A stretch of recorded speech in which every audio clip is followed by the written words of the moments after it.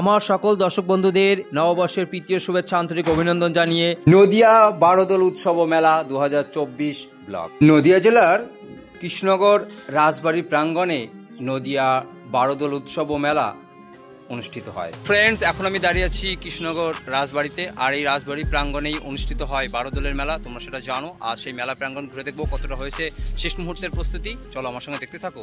তৎকালীন রাজনৈতিক সামাজিক অবস্থায় রাজমহিষীর পক্ষে কোনো মেলা দেখা সম্ভব ছিল না, তাই নাকি মহারাজ কৃষ্ণচন্দ্র কৃষ্ণনগর রাজবাড়িতে মেলার প্রবর্তন করেন, যাতে রাজমহিষী ও অন্যান্য অন্তঃপুরবাসিনীরা কৃষ্ণনগর রাজপ্রাসাদ থেকেই মেলা দেখতে পারেন।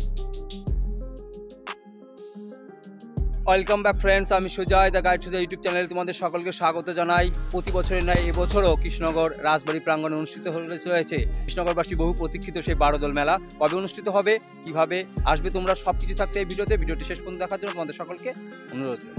দোল পূর্ণিমার পর দ্বিতীয় একাদশী শুক্লা একাদশী তিথিতে নদিয়া জেলার কৃষ্ণনগর রাজবাড়ি প্রাঙ্গণে এক বিরাট মেলা বসে। মেলাটি বারোদল মেলা নামে পরিচিত।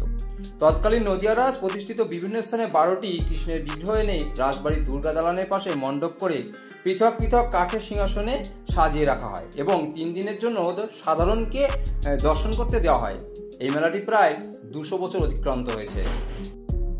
বারোদলে রাজবাড়ির বড় নারায়ণের সঙ্গে আরো 12টি কৃষ্ণ বিগ্রহ থাকেন। এই 12টি বিগ্রহ নদিয়া রাজ কর্তৃক বিভিন্ন স্থানের মন্দিরে প্রতিষ্ঠিত নিত্য পূজিত। বিগ্রহগুলি বিরোহী, শান্তিপুর, সূত্রাগড়, নবদ্বীপ, অগ্রদ্বীপ, তেহট্ট, বহির্গাছি প্রভৃতি স্থানে। অবশ্য এখন আর সব বিগ্রহ রাজবাড়িতে পাঠানো হয় না। তেহট্টের কৃষ্ণরায় বিগ্রহ আসা বহুদিন আগে বন্ধ হয়ে গেছে। অগ্রদ্বীপের গোপীনাথ বিগ্রহ 2 বছর ধরে পাঠানো হচ্ছে না, তাই বিগ্রহের বদলে গোপীনাথের বিগ্রহ ফটো রাখা হচ্ছে। আর এই যে মণ্ডপগুলো দেখতে পাচ্ছ বন্ধুরা, এখানেই এই বিগ্রহগুলি রেখে 3 দিন ধরে পুজো করা হবে। বারোদলের মেলাটি 1 মাস ধরে চলে। নদিয়া ও তার পার্শ্ববর্তী অঞ্চলে মানুষের সমাগমে 1 মাস ধরে মেলা প্রাঙ্গণ মুখরিত হয়। আগে মেলা উপলক্ষে যাত্রা, পুতুল নাচ ও সার্কাসে আসর বসতো। এখনো সার্কাসে আসর বসে, তবে এর আকর্ষণ কিছুটা কমেছে। তবুও এখনো যা আছে তা কিছু কম নয়। এই মেলাকে কেন্দ্র করে দূর দূরান্ত থেকে সমস্ত আগত মেলাপ্রেমী মানুষরা খুব আনন্দ করে থাকেন এই মেলায় এসে। তো বন্ধুরা, এই মেলায় প্রায় দৈনন্দিন জীবনে পাওয়া প্রত্যেকটি জিনিসেই কম বেশি এখানে সবই পাওয়া যায়। কৃষ্ণনগর স্টেশন থেকে 15 টাকা টোটো ভাড়া বিনিময়ে সরাসরি পৌঁছে যাবে কৃষ্ণনগর রাজবাড়ি। মেলা মানেই মিলন ক্ষেত্র। সমাজের প্রতিটি স্তরের মানুষের সার্বিক অংশগ্রহণে কোনো একটি মেলা হয়ে ওঠে সর্বাঙ্গীন সুন্দর।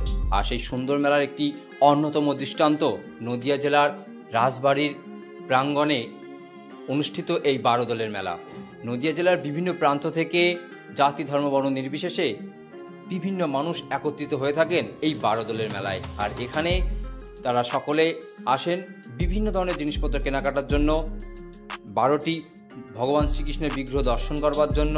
এছাড়া বারোদলের মেলার মধ্যে নদিয়ার বিখ্যাত কিছু জিনিসপত্রের যে বিপুল সম্ভার সেটা দেখতে পাওয়া যায় এবং সেটা কেনাকাটি করবার জন্য বিভিন্ন জায়গা থেকে এখানে লোক এসে থাকে, দর্শনার্থীরা এসে থাকে, মেলাপ্রেমী মানুষরা এসে থাকে। তো বন্ধুরা, অবশ্যই একটু সময় পেলে ঘুরে যাও একবার কৃষ্ণনগরে এই বারোদলের মেলায়। ভিডিওটি শেষ পর্যন্ত ধৈর্য ধরে দেখার জন্য তোমাদের সকলকে অসংখ্য ধন্যবাদ। আজ এখানেই রাখছি, দেখা হবে নতুন কোনো ব্লগে। Thanks for watching.